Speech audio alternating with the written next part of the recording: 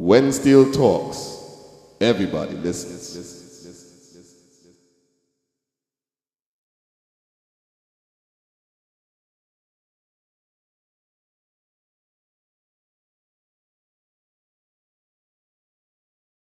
To represent your music and your culture. Disrespect.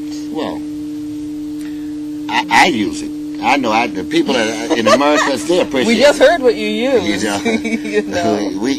I try to give them the best that I can, or give them an idea what. I mean, every one of the biggest songs that I've ever written or been involved with is a song called Calypso Breakdown. And that was on my very first album, Sound of a Drum, 1976. Well, they put that song in the movie Saturday Night Fever, and it sold 45 million copies. 47, whatever. It keeps going. But, it's like mind-boggling. You get to say to yourself, you know how many people heard that? Mm-hmm. It's like I worked with Jimmy Buffett, and Robert Greenidge worked with Jimmy Buffett. Now, we just performed, just small example, last weekend up in Boston at Foxborough, which is where the New England Patriots play football, an outdoor stadium. 70,000 people this man put in this place. So that's 70,000 people, and Robert is really featured in the show. That's 70,000 people who never been to Trinidad in their entire life. Don't know nothing about Trinidad, got to hear this pan. And everybody want to know, what is that? Where is it from? And they learning the history of Trinidad. Oh, yeah, somebody let go there for a carnival or something. Well, that's all positive.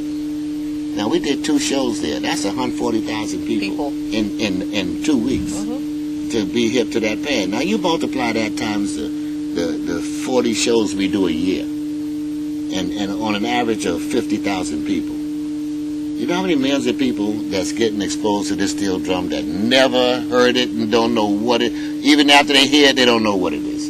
People come up to me and ask me, how many hands he got? What are you talking about? You got 2 hands. It sounds like a whole band playing. Well, it's interesting. I mean, you're talking about that. I'm going to digress just a bit. Robert is one musician, and how many hands? How do you think these people would react to 120 plus steel orchestra? They're afraid they'll pass out. This is what we want.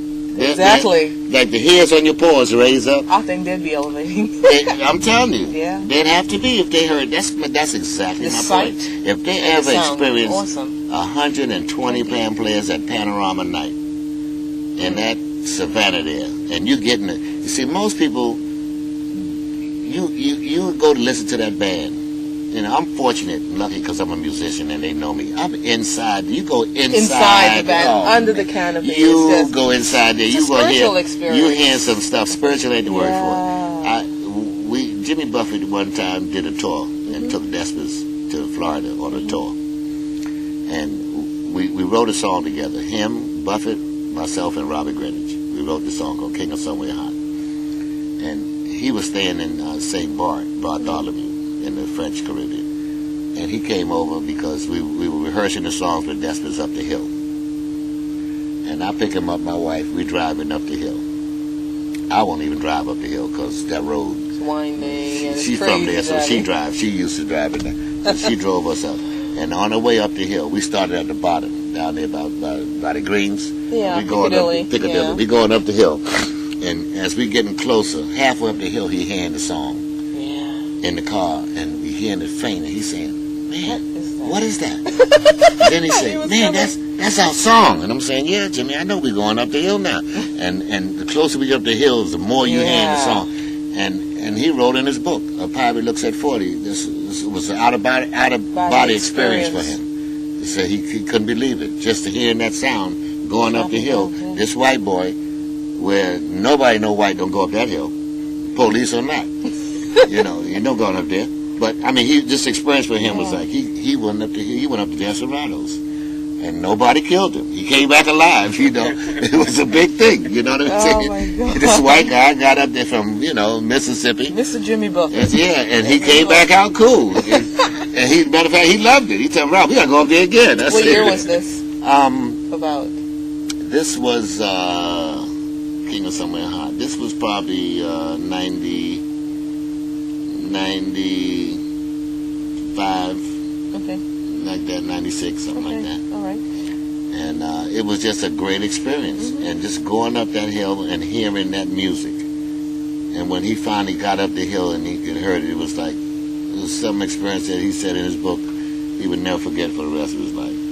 So it's that kind of experience that the steel drum does to people. And the thing is, it's actually happening right here in America, in New York. It's happening all over. Yeah, because you have a 100-piece orchestra. Well, that's you have it. at least three of them happening at the New York Panorama.